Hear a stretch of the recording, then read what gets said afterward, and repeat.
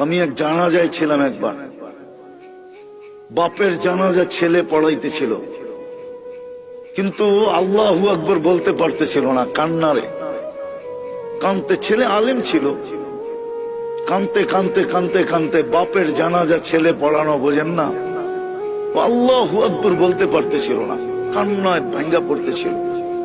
একবার বড় কষ্ট করে জোরে আল্লাহু আকবার বলে উঠছে। জানাজা শেষ, আমার মন বলতেছিল যেন বাবা মাফ হয়ে গেছে।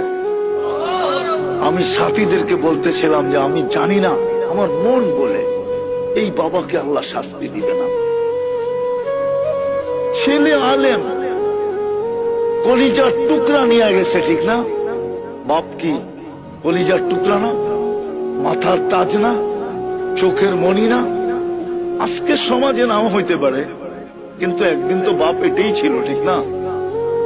নিয়ে গেছে যিনি, তার বিরুদ্ধে যাওয়া উচিত ছিল, কিন্তু ছেলে কান্না ধরা কানসেন বটে, কিন্তু কান্না ধরা শেষমেশ কি বলছে? আল্লাহু আকবার, মালিক তুই বড়। এই যে বড়ত্বের স্বীকার উক্তি দিছে, আমার মনে হয় স্বীকার উক্তিতেই বাপের মাফ হয়ে গেছে।